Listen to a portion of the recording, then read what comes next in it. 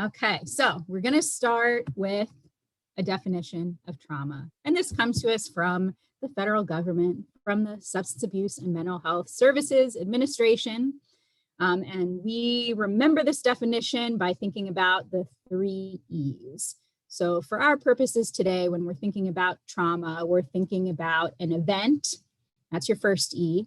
Could be a series of events, could be a set of circumstances, but an event that is experienced, there's your second E, by somebody in such a way that it has lasting effects. So event, experience, effects. Second E, experience, is the most important one. We could all be exposed to the exact same event, and we're all going to be impacted differently. Our personal experience of that event could vary pretty dramatically based on our age, our culture, our upbringing. Are we hungry? Are we tired? Are we sick? Are we well? Have we had exposure to other events that kind of put this in a different light for us?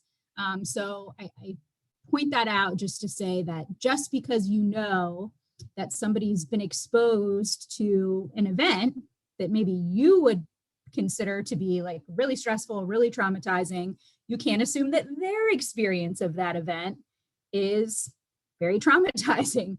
When we think about like a cultural context, I think a great example of this is something like arranged marriage, right? If my parents, shipped me off to be married at age 17 to someone I'd never met, I would probably find that pretty traumatic. Yet there are parts of the world where that is a completely normal cultural practice that is not viewed as a traumatic experience. So obviously a dramatic example, but just trying to make that point. And then the last E, we're really talking about lasting effects here. So we're not talking about, something that was dramatic and stressful for a day. We're really talking about these things that have lasting effects on our health, our well-being, our functioning, our brain development, all of that kind of stuff. Quick reminder about why this is even a thing that we talk about, which if you came to the ACE interface training, you know much more about this than I'm going to say right now. But just reminding folks that this whole kind of body of work came about as a result of the Adverse Childhood Experiences Study, Centers for Disease Control, Kaiser Permanente, 1995-96, surveyed 17,500 people that were part of the Kaiser Health Plan, mostly white, mostly middle class, and they found that there were very high rates of adversity in the population. At our population level, at least 63% of people reported exposure to at least one of these 10 events when they were children. So the 10 events that they focused on were abuse, physical, emotional, or sexual, neglect, physical or emotional, and then these 5 categories of household dysfunction. It's their kind of umbrella term there. And what those 5 categories were mental illness in the home, substance abuse in the home, a caregiver being incarcerated, domestic violence, and even parental separation and divorce. So, things where children maybe were removed from or not able to connect and have a kind of healthy relationship with a primary caregiver because of things like mental illness, substance abuse, incarceration, so on and so forth. Now, are these 10 things the only types of trauma that people might experience? No, I see heads shaking ever so slightly.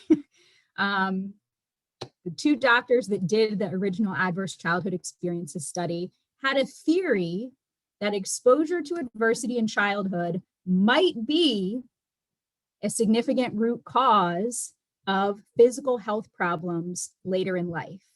So they picked 10 things to prove their hypothesis. They were never setting out to make an all-encompassing list of every type of thing that might be traumatic for people.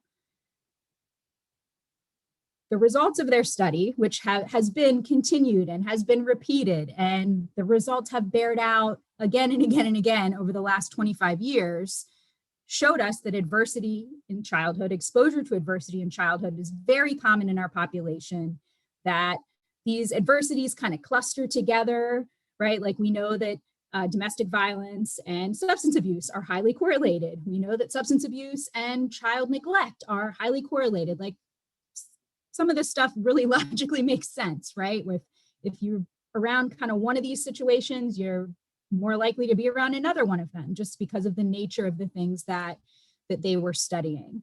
But what we learned and what we continue to learn and know about the impact of adversity on the brain from this study, we can take and infer that when people are exposed to any type of trauma, extreme stress, particularly during sensitive periods of brain development, like early childhood, like adolescence, that there can be some lasting effects. Remember that trauma definition.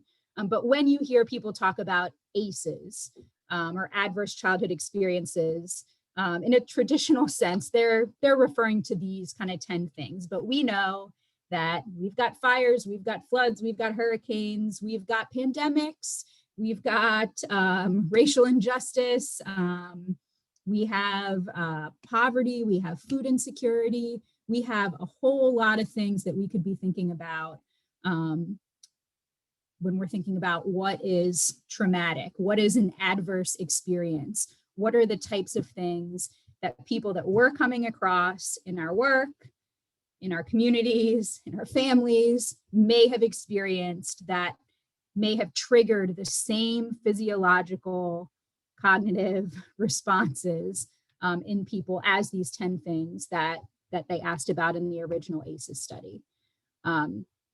What they found is that where we have high levels of adversity in our society, we have high levels of something called health risk behaviors, lack of physical activity, drug and alcohol use, even things like missed work. And those health risk behaviors, as they're called in the public health world, actually result in physical health problems, right? We know that smoking and drug use can contribute to cancer, can contribute to depression, can contribute to heart disease. Not any huge surprises there, hopefully. Hopefully this pyramid looks at least vaguely familiar to everyone.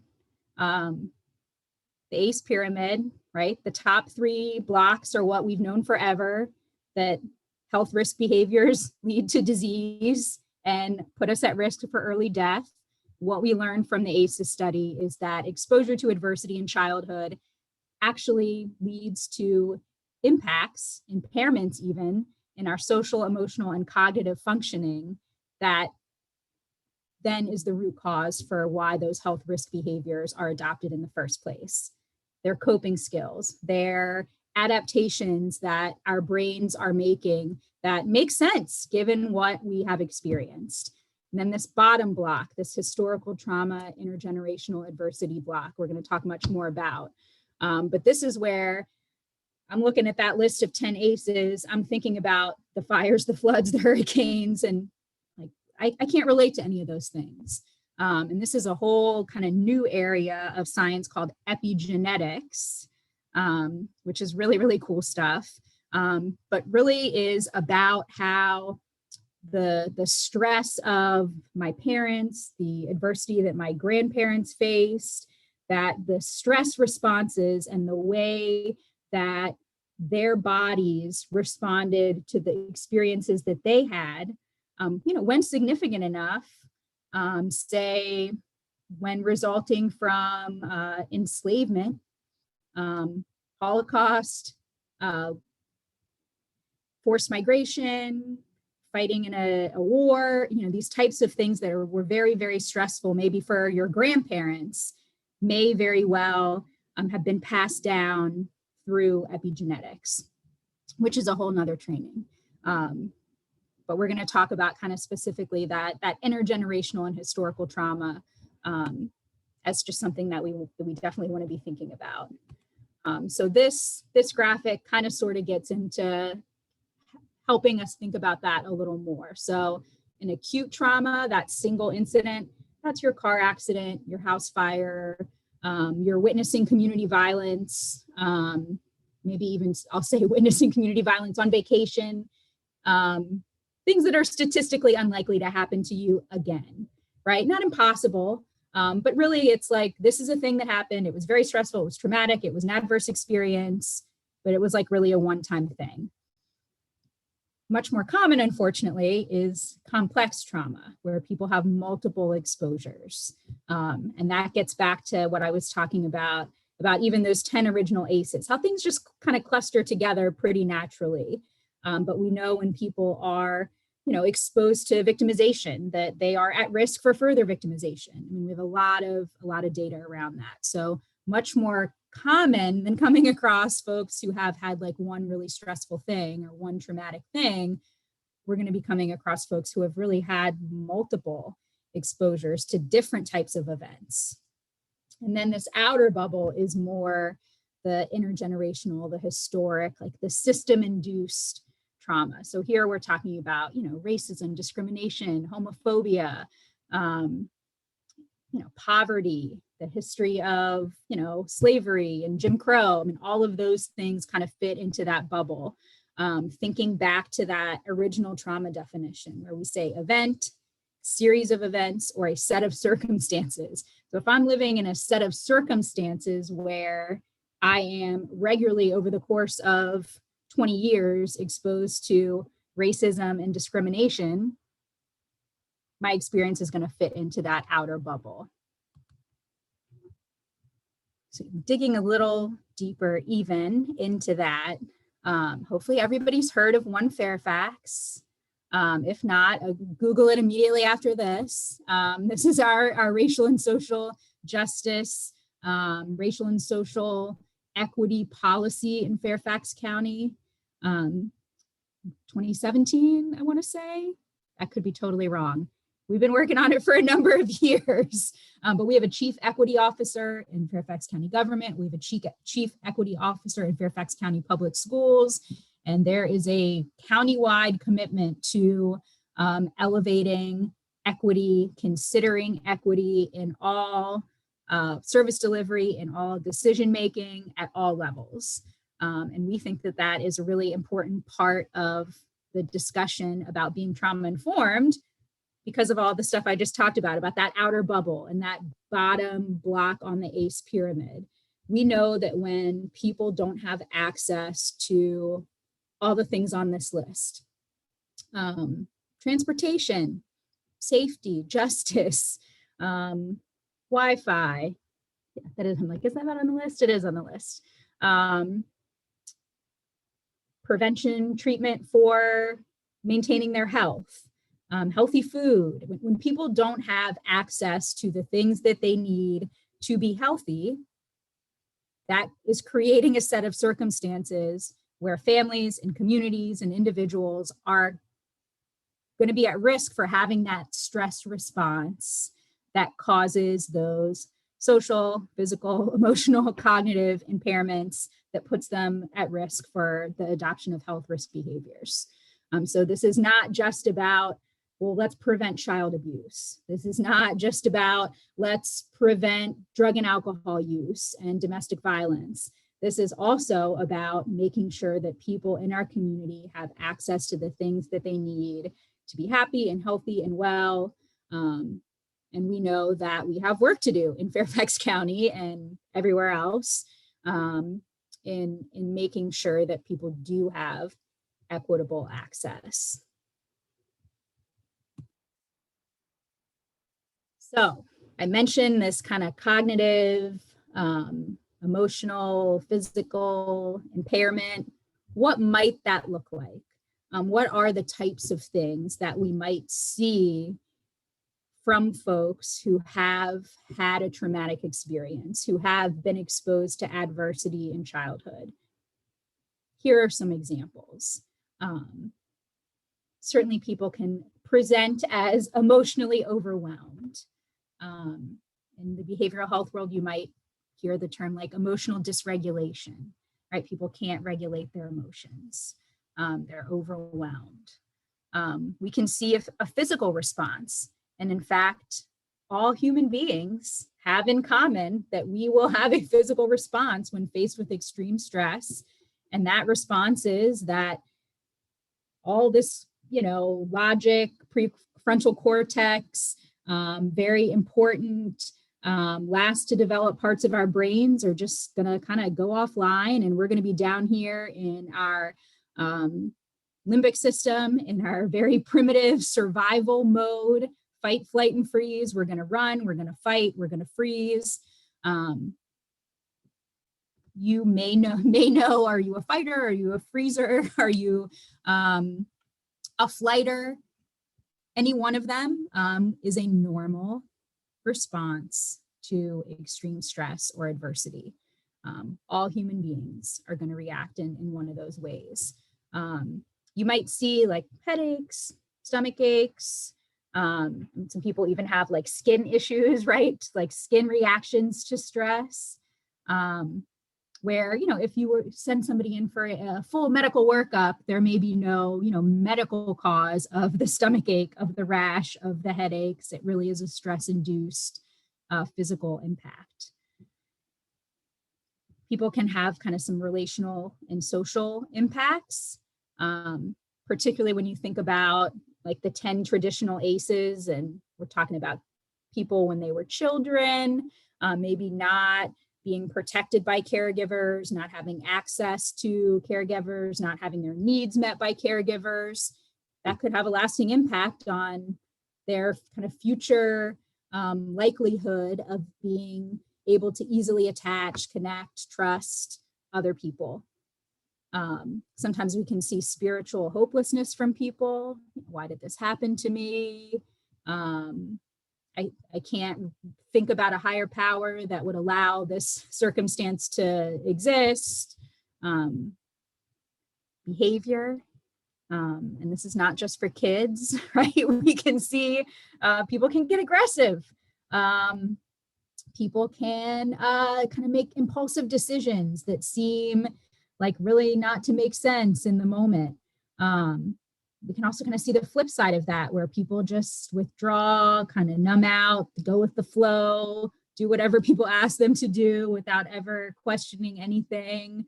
Both of those behavior patterns could be potentially problematic. We know that exposure to adversity and living in conditions of extreme stress impact our brain development.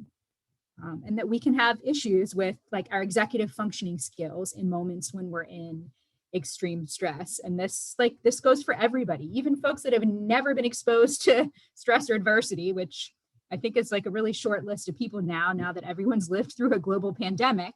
When people are under extreme stress, it is not uncommon for people to be confused, for there to be some memory loss, for people to have a hard time concentrating. I mean, just think about your own self and an experience of being even a little bit stressed out. Those are kind of the first things that go out the window in those moments. But when we are talking to health and human services professionals about this, we're giving examples like, you might have to explain the form 3 times. You might have to like call them back. You might have to assume that they didn't read that letter that you sent them in the mail, that if they don't clean out their apartment balcony by Tuesday, that they're gonna be at risk of eviction. They might not open that mail because they're really stressed out, and they see something from the county, and like we might need to do things a little differently, knowing that people are confused and they're having a hard time concentrating and they're stressed out, and all of that is a normal response to what they might have experienced. Kind of always assume that instead of assuming that people don't care, can't be bothered to follow through, didn't want to pay attention to you, that kind of stuff. And we can also see some impacts on people's, kind of self-worth and self-esteem when they have been exposed to traumatic or adverse experiences. So when we think about all these things, these are things that could certainly happen and would understandably happen immediately in the aftermath of a traumatic event. But there are also things that could happen years, months, decades later, when we're talking about those lasting effects, this is really what we're talking about, where a smell, a sound, a vibe, the vibe of a space may, kind of unconsciously remind people of those stressful experiences or traumas that they've had in the past. The straightforward example is, somebody's in a car accident at night. Okay, I'm nervous now about driving at night, or I don't want to be in the car at night. Like, we can understand that. They can probably logically explain that. Unfortunately, those are like the super rare examples. It's much more likely that people don't even realize necessarily that they're being triggered. But their fight, flight, or freeze response might be activated. They might feel emotionally overwhelmed, and they may attribute it to, oh, I didn't eat breakfast, or I've got too much going on at work. But really, there's something else that they are experiencing through their five senses that is reminding them of what they have experienced in the past. So when we see behavior that maybe doesn't make sense to us in the context of what we know about the moment, we kind of encourage a universal precautions approach.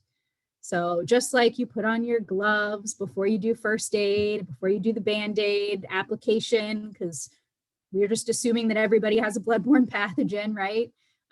Same kind of thing for this stuff. Like, you're not going to know everybody's story. You're not going to know everybody's, list of ACEs that they're able to check off and say they were exposed to.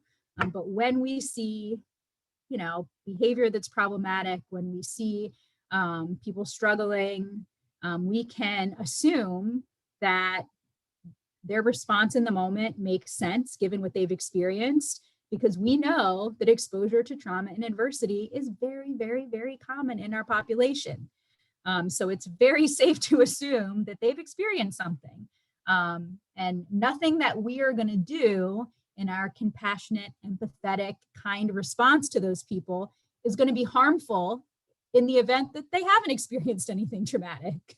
The ways that we are going to respond are going to be helpful to everyone.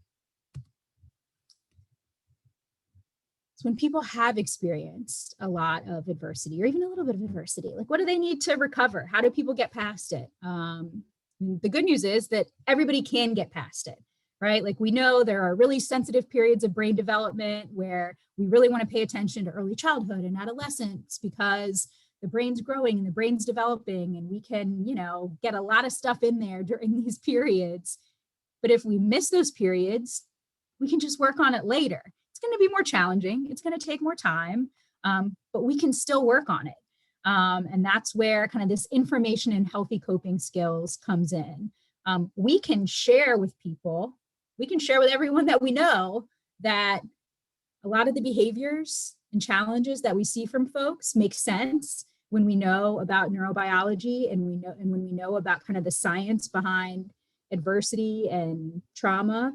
And we can take advantage of every opportunity we have to role model positive coping skills, to teach people skills like deep breathing, like meditation, like mindfulness, like getting outside and enjoying nature with others, like really simple things that people just might not have really been exposed to by their own caretakers, that just might not be, normal things in their own families, but things that we know work to help people, get in those brain spaces where they can be laying down new neural pathways. Like, what gets fired gets wired. I don't know if you've ever heard that phrase about brain science, but like, the more we kind of practice certain things, the more likely we are to be able to use them in the moments when we need them. So if somebody's never learned anything about deep breathing in their lives, and they're in total crisis, and you're trying to walk them through taking some deep breaths, it might be helpful.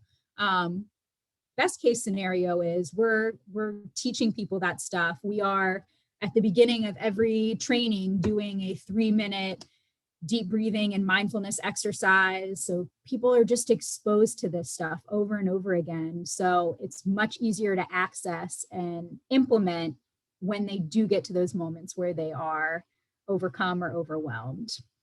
We want everybody to feel safe. Certainly, this is a consideration when you think about your physical spaces, and not just about physical safety, but also like emotionally safe, psychologically safe. I feel, seen, I feel understood, I feel not judged. I also feel like, my back's not up against a wall and I have no physical escape literally from this space. So, lots of stuff to kind of unpack and think about there when you think about safety. Hope and optimism is another piece of this, right? And there's no thing that anybody can spend any money on to create hope and optimism, right? It's a thing that we can do. It's a thing that we can offer to others in terms of, I understand the science. I'm hopeful that we can support you. We can offer you the things that you need to, be well and to live a happy life and to feel safe in our space and safe in our presence and company. And relationships, connection with others, having the support of people, and better yet, people that understand the science of all of this. People who are going to kind of look at behavior, are going to look at challenges through the lens of, kind of wonder what happened to this person. And they must really be struggling if they are coping in this way. I wonder what I can do to help them find some different ways to cope with what must be a very stressful situation for them. You notice I never had to find out the origin of the stress and the story of the trauma. That doesn't have to ever be part of it. It's about, having that universal precautions approach, and knowing that every interaction you have with someone has the potential to be healing, to be restorative, to model, a way of being a safe presence that can be helpful. When one of the big things that came out of the ACE study was this idea of a dose response relationship. So it's the higher the dose of adversity, the response in terms of problems, disease, disability, social problems goes up. So how do we balance that scale, right? Every interaction we have with someone has the potential to kind of put some weight on the other side of that scale, right? We want folks to have just as many exposures to people, places, environments where they feel safe, where they feel heard, they feel understood. They're around hopeful people who are optimistic that they can have a healthy future, where they have that sense of connection. And we want all those experiences to, grow in number to the point where they outweigh how folks are responding to those negative experiences that they've had. So, time for another definition. What does it mean to be trauma-informed? Another definition from SAMHSA. We had the 3 E's for the trauma definition. Now we have the 4 R's. First and foremost, if you are a trauma-informed congregation, you realize that this is the widespread issue. You realize it's common. You realize it's a thing. And that you understand paths for recovery. You understand all that stuff that I just talked about in the last slide. Very different from understanding, oh my gosh, everybody's traumatized and people have health problems and this is really depressing. We're talking about, we realize it's a thing and we realize there are very simple things that we can all do to help people recover. And we recognize the signs and symptoms when we see the people kind of zoned out, when we see people being aggressive, when we see people, not able to follow through with stuff. We consider whether or not that's the impact of exposure to trauma and adversity. And then we respond by taking all the stuff that we know and we look at our physical spaces, we look at our policies, we look at our procedures, we look at our kind of our practices and our norms for just how we go about whatever it is that we're doing in our neighborhood, in our faith community, in our workplace. And ultimately, we have an eye on, like, we don't want to re-traumatize people, right? We don't want to be another example of a traumatic or stressful experience for folks. We want to be kind of putting weight in the bucket on the other side, right? We want to be that safe, supportive connection for folks. So we believe in our Fairfax County Trauma Informed Community Network that, elements of this can be implemented anywhere. This is, not just for schools. This is not just for behavioral health professionals. Like, this is for everybody. And we are super excited that your group seems to agree with that, and is thinking about it with the lens of kind of your house of worship. So you may hear the term like trauma lens. It's like another kind of buzzy phrase in this space. In very simple terms, what that's about is changing our internal thought process from, like, what is wrong with that person? Like, what are they doing? What are they thinking? Why are they acting that way? Instead to, like, something must have happened to them. And while what they're doing is not healthy, I don't feel like it's good for them. Maybe it's really stressing me out because they're being aggressive and I'm the target of that. I have my trauma lens in place, and I'm instead thinking about what must have happened to them. And the good news about that is, when I think about things that way, instead of taking aggression and emotional dysregulation and things like that personally and internalizing them, like, that helps my own stress response, right? Like, we can all be activated by other people. They're having a reaction, they're triggered, that can in turn trigger us. But the more we can really be mindful of thinking about things this way, the less likely our own stress responses are to be triggered. Not to say that it's not going to happen, because we're all human beings, right? If someone's yelling in your face, everybody's going to get to that point where they're going to have that natural biologic response.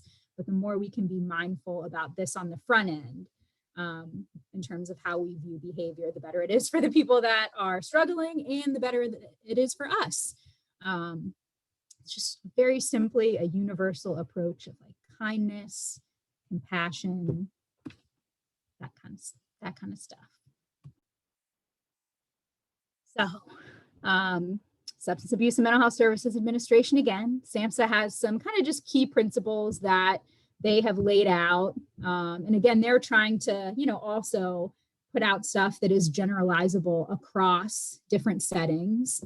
So what do we want to be thinking about if we want to create, like, a trauma-informed space or a trauma-informed approach? These are the things that we would want to be thinking about. And you'll notice some familiar words. There are themes that run through, like, key principles, and we're going to talk about resilience in a minute, but, like, and what it takes to help people recover. And you see the word safety. Again, it comes up again and again. Transparency and trustworthiness. Like, we want to be trustworthy. We want to be transparent. We want people to know where we're coming from. Peer support is really important. And this is for, folks that are struggling and folks that are trying to help those that are struggling. We all want that like relationship piece, that sense of connection is important. Kind of collaboration over hierarchy. We know that depending on the particular experiences folks might have had, many people have been in situations where they've been, controlled by someone, and that was part of what the adversity that they experienced was about. So as much as we can kind of remove hierarchy, remove that power and control, and be more collaborative with people, that's what we're aiming for. We want to empower people and give people a voice and choice. That goes right back to the piece about hierarchy and collaboration. The more that people can walk away from interactions with us or from stressful situations feeling like they had a voice, they had an opportunity to make the decision that was best for them in that moment. Like, those are the types of what gets fired gets wired. Like, we want them to have lots of those experiences, like them being all people. We want all humans to have lots of experiences where they can look back and feel like they made a decision, they did a thing, and it resulted in a positive outcome for them. So as much as we can empower people to feel like they're making a choice, their voice is being heard, as opposed to things went well for them because somebody told them what needed to happen and they went with it. That's not empowering, right? And we also want to, of course, pay attention to cultural issues, historical issues, gender issues, all the equity stuff that I already touched on is part of what we're considering when we try to apply a trauma-informed approach. Shift gears a little bit, and then we'll bring it back to connect it all together. But the other piece that we want to always think about is resilience. I mentioned in the very first slide that not everybody who is exposed to the same event is going to be impacted in the same way. And part of that is, resilience. Oftentimes people think about resilience as being like an innate thing, like you either have it or you don't. You're born resilient. Oh, she's so strong. That's not really how it works. It's actually something that we can build and something that we can contribute to. We can enhance our own resilience. We can enhance the resilience of the people that we come into contact with. We can enhance the resilience of whole communities. There are certainly some personal characteristics and, elements of temperament that help some people be resilient. But it's not like just a thing that you either, got in your DNA package or didn't. It is something that we can help support and enhance. So it's really made up of like those individual strengths. So that is some of the temperament, like, am I optimistic? Am I, generally a hopeful person? Self-efficacy is a big piece of this. Self-efficacy, the belief that what you do has an impact on what happens. So like the idea of, I'm gonna study really hard for this exam and I'm gonna do all these things because I want to do well and I know this is what it takes. Like that would be an example of somebody who's demonstrating some self-efficacy. The flip side of that would be someone who has instead a thought process that is more like, it doesn't matter what I do, it's not going to make a difference, no matter how hard I work, I'm never going to pass this class. And then both ways of thinking might be, accurate in that moment. Not to say that, those types of thoughts are always not accurate, but as much as we can kind of build that thought process, that way of thinking in folks, like, oh, you did this and this happened, to help people kind of flex those mental muscles and, grow that belief system that what they do makes a difference for what happens to them. Environmental resources are also a part of this. So this is where, that list of things that people don't have equitable access to. We can be more resilient if we're not focused on where our next meal is coming from, how we're going to make it to our doctor's appointment because we don't have access to transportation, like all of those like things that if our basic needs aren't met, if we don't have access to the things that we need, our energy is in that direction and can be depleted quickly.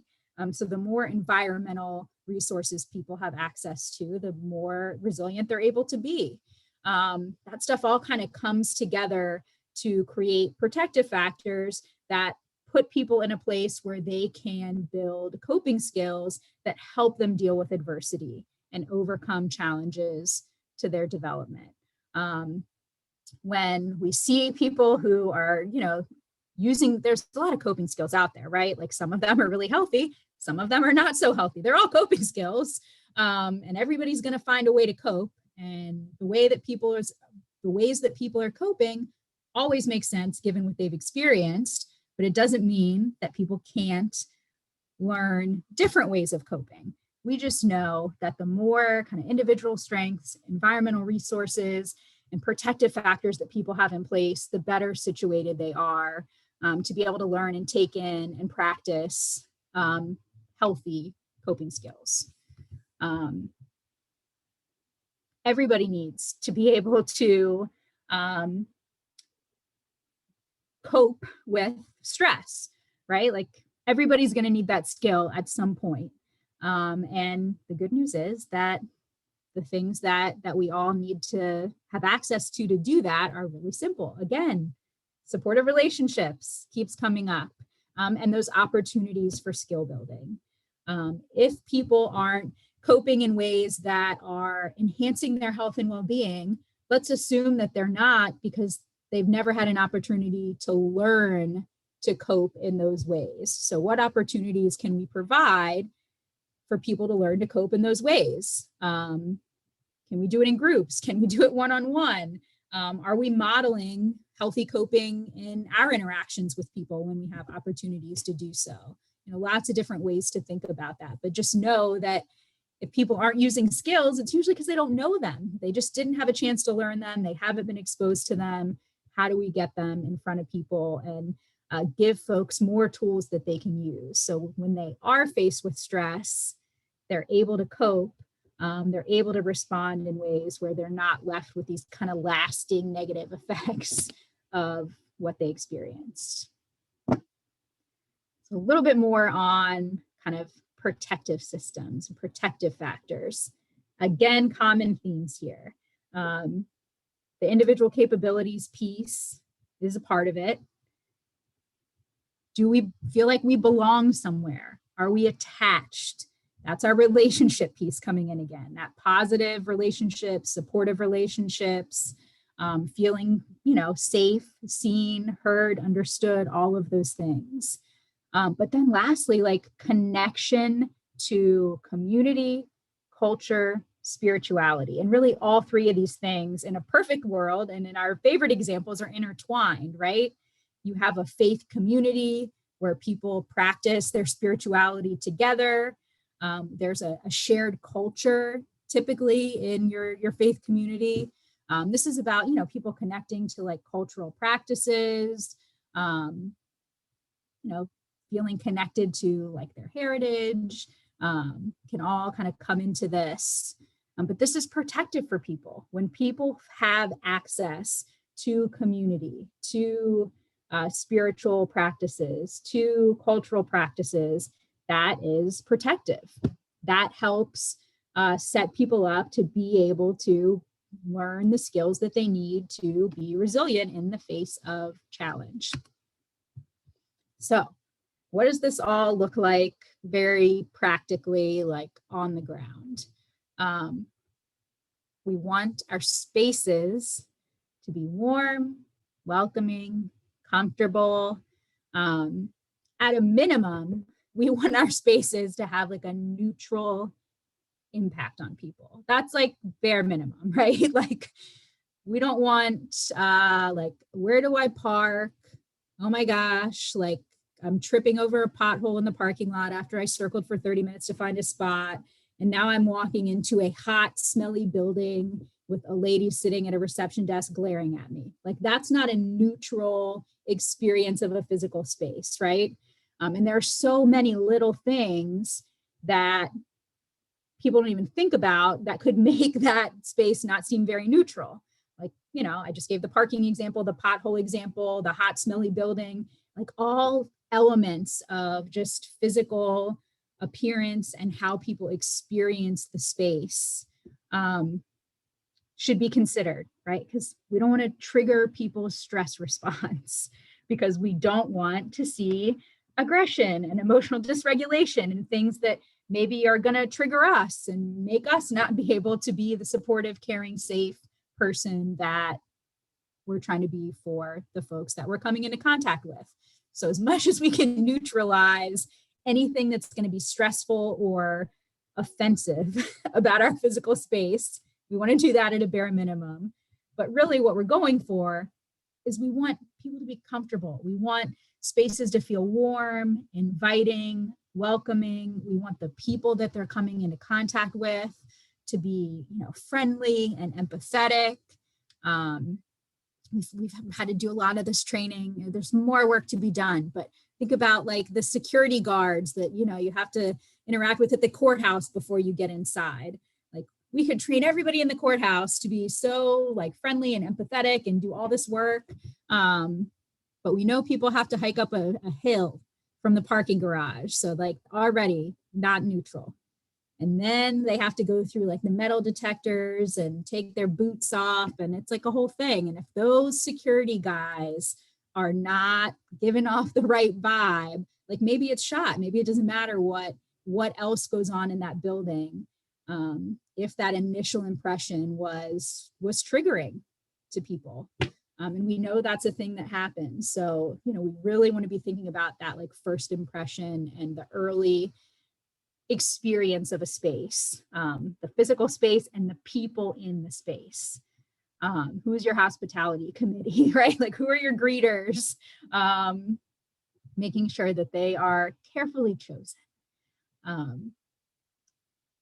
We're always remembering, right? Like we have that trauma lens in place. Like we might see some physical health, we might see some behavioral health issues that can be attributed to people's exposure to adversity. And we'll remember that can look different depending on their culture. It's not like, you can have your checklist of, these are the things that might be related to adversity. It's really a broad list. And we just want to always keep that in mind and make sure that when we do see challenging behavior from folks that we are looking at it as a coping strategy or adaptation that makes sense given what they've experienced. And that there are things in, many, many spaces, whether it's an intake form or a get to know you questionnaire or a sign up, form for an activity where there, could be questions that people just don't want to answer. People feel a certain kind of way about when they read them or see them, and just being really thoughtful about how, anything that folks are being asked to do might be perceived. You could drive yourself crazy, probably trying to think of everything, but it's just something that we want to consider. A lot of times, we, and maybe less in a faith community, but certainly in health and human services, we do things just like, well, this is our intake process. Well, this is the form we've used for 20 years. Well, maybe your form doesn't make a lot of sense. Like, why do you even need to know that? Like, you don't need to ask anybody that. Just, thinking about that kind of stuff. And really thinking about like, how can we make people more comfortable? Very practically, like, do we have signs? Like, can people find the bathroom? Are there people standing around that can, are obviously available to help people find what they're looking for, direct them to where they're trying to go? Do people have some choices, or are people like really kind of corralled and directed? And like, oh, okay, I guess I'm going to go with this. Like, and sometimes maybe that's unavoidable, right? Like, I mean, if you've been to a professional sporting event, like you're going to stand in the line, you're going to go through the corral, you're going to like, maybe they're not thinking about this. But just what we always want to be thinking about is that when we think about all the different types of adversity that people might have experienced, one common element across traumatic experience is that people didn't have control over what was happening to them. So anytime people are in a situation where they don't have control, they might feel reminded of that unconsciously, consciously, and they might kind of get their feathers up. And that's where we see some of the behaviors and the reactions that can be problematic. When we think about kind of like, and I use, the term peer counseling here, not to imply that everybody should be a counselor, but when we have those kind of one-on-one opportunities or small group opportunities, or when we are kind of assessing, how are you doing? Giving that kind of layer to our interactions with folks where we are asking like, how are you doing? Are you okay? And if we ever have an opportunity to provide some psychoeducation, which is really just like sharing the stuff that we're talking about right now, like, Well, a lot of people, when they feel really highly stressed out, have a hard time remembering stuff. Like, are you really stressed out? Because that would be a normal response to having a high level of stress. Or, when people are talking about, not sleeping or not having an appetite or having headaches or arguing with their spouse. I mean, almost anywhere you could have an opportunity to normalize their response to stress. Because 9 times out of 10, their response to stress, probably 10 times out of 10, is going to make sense given what they've experienced. But a lot of people don't know this stuff. A lot of people feel like the way I'm coping isn't okay. The way I'm feeling isn't good. This isn't normal. Other people have had experiences and they're okay and I'm not, and I can't talk about it. There's a lot of shame and stigma around this for a lot of people. So, we want to get the word out that, hey, all humans respond to stress in these ways, and what you're experiencing is normal. And we also want to have a plan for what do we want to do? What are we going to do if somebody does tell us about an experience that they've had? I mean, very specifically, like if they disclose, abuse or victimization or, other types of adverse experiences to us. It's hard to, predict what you're going to hear and how you're going to hear it, what kind of details people are going to share. But certainly if you're in a position, and I would say all of us are in a position, you never know when a friend, a neighbor, a family member, a coworker is going to disclose something to you that you didn't expect to hear. Thinking about in advance, it's like flexing those mental muscles, like, how am I going to respond? How would I be neutral? Like, how do I keep my face? What am I going to say? Just kind of thinking about that stuff. We certainly, when people disclose stuff to us, don't want to like get the huge eyes and say, oh my gosh, that's the worst thing I've ever heard in my life. How have you even survived? Oh my gosh, I feel so bad for you. Like, that's not how we want to respond, right? We want to be neutral. We want to be empathetic. We want to be compassionate. We want to be understanding. We want to be supportive. We don't want to ask questions about details. Certainly, some people are just, that's their personality, right? Is maybe to provide more detail, but we don't want to be in a position where we're like investigating, oh, when did that happen? And where did that happen? And who else was there? We're listening, right? And then we're providing that psychoeducation where we can. And we want to know, like, where can we send people if they need help, if we think they need more help? What are our community resources? What are our internal resources? What are the external resources that we want to be hooked up with? There are a couple publications that have come out in the last few years. There's the CSB, the Community Services Board, has a nice little card that, you could literally carry a stack of them like in your wallet or your purse. And it's like, do you think that you might be struggling with a mental health or substance abuse issue? Call this number for free, blah, blah, blah. That's, more targeted at adults. And then very recently they came out with a lovely, like, one pager for children and youth. Like, are you worried that your child may be struggling with a mental health concern? Here's where to go. But I say all that, and now I'll give the caveat that not everybody who's experienced trauma or adversity or a lot of stress needs behavioral health treatment, right? What do people need to recover?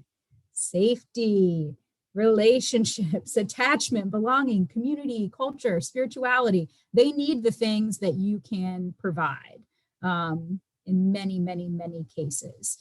Therapy is wonderful and people can benefit from behavioral health treatment. People can benefit from substance abuse services. People can benefit from getting involved in group activities in their community where they can exercise or do yoga. I mean, there are lots of outside things that people can benefit from. But I definitely don't want to give the impression that you need to be like working on your directory of therapists, because that's going to be what you need to do with anybody that you identify that has had a challenge in this area. So aside from this whole idea of thinking about our space, what are some other things that we can do to kind of prevent the challenging behavior? We say prevent challenging behavior here, but really it's like, how do we not trigger people as much as possible? And we're never going to be able to prevent it all. Never, ever, ever.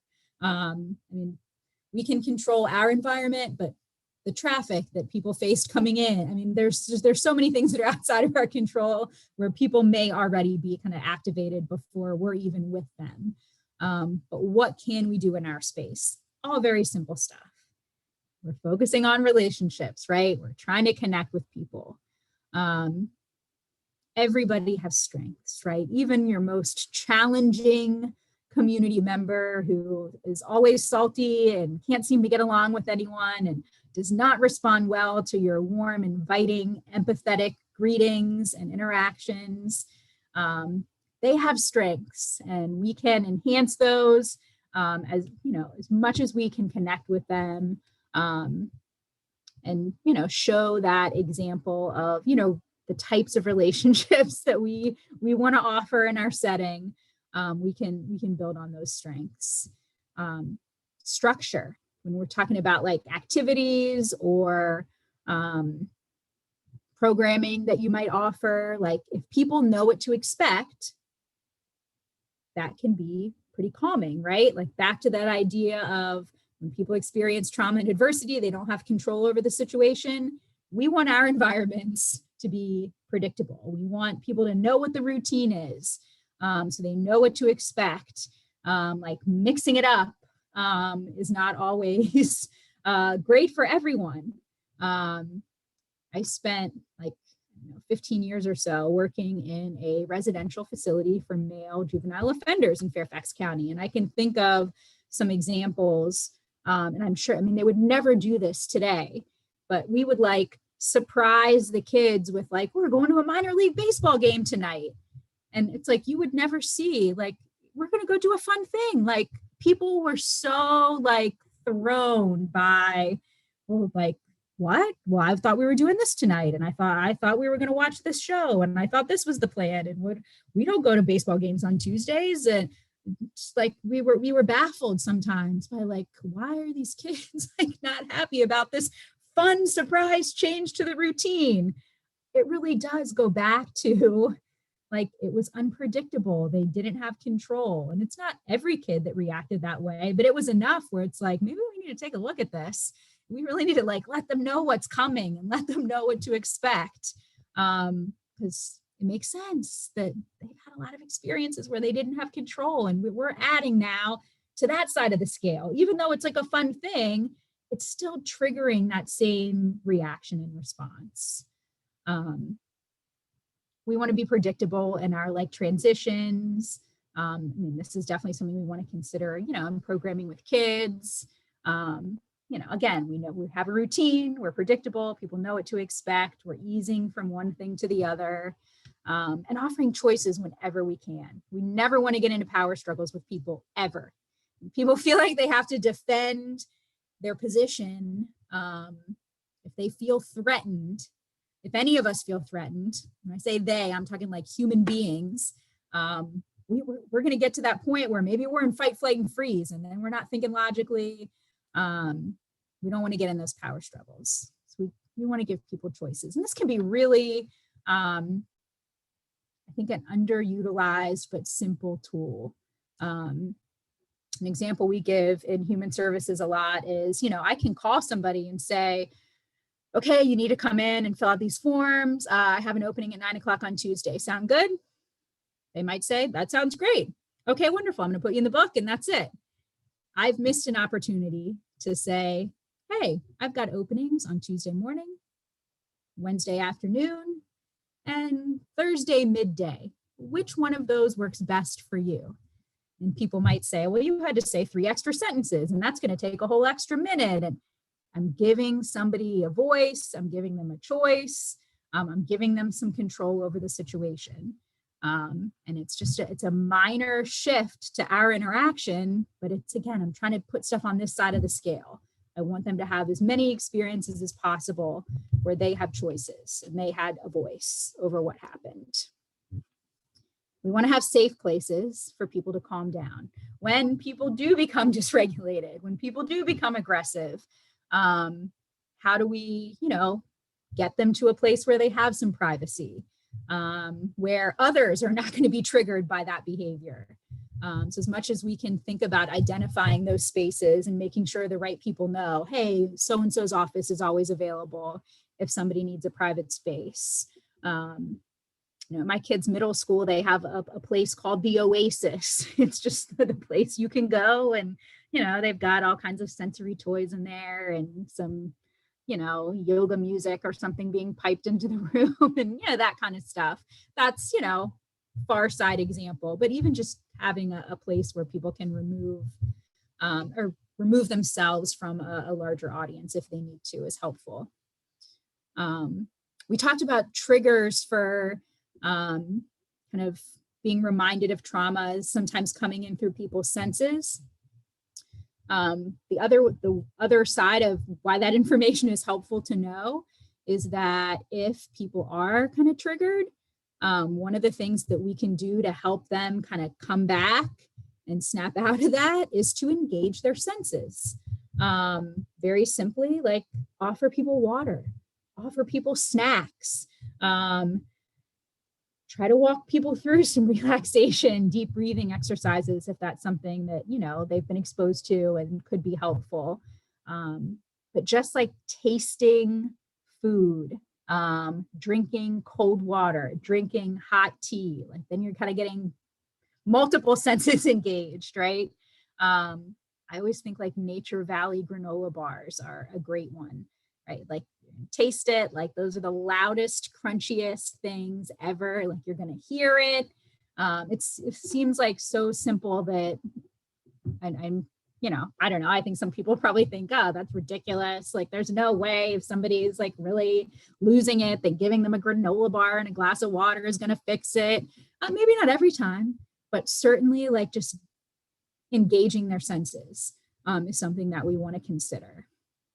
We always want to validate people's thoughts and feelings, right? Not say, you're right, that's outrageous. I can't believe that. Like we don't have to agree with, people's conspiracy theories or off the wall things that they're saying.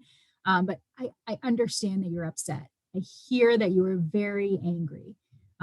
Just that, like reflecting back their feelings can be helpful.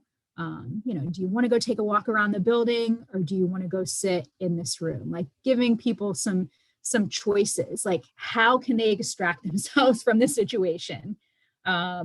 They might not be able to come up with ideas for ways to extract themselves in that moment. So what choices can you offer? And that's something you can always think about in advance. Like, what if we have somebody in this activity or in this area who kind of loses it? Where can they go? What can we say? Where's the granola bars? What are the choices we can offer? Kind of have a plan for that. And ultimately, you're just remembering if people get to that point where they're in fight, flight, and freeze, nobody's going to have a conversation with you about what they were thinking, why they did the thing that they did. They're literally not cognitively able to do that. They being, again, us, humans, all human beings, if we're down here in our limbic system and that fight, flight, and freeze part of our brain, we don't have access to our prefrontal cortex. We don't have access to our working memory. We're not going to be able to have those like logical conversations and make a plan for how we can do better next time. What we all need in those moments is help regulating, help calming down, help feeling safe, access to people who are safe relationships for us, common across all humans. And I think that is it. It is. That's my email address. I'll send Sarah a PDF of the presentation in 5 minutes, so she can share that if people are interested. Comments, questions, complaints? None of the above.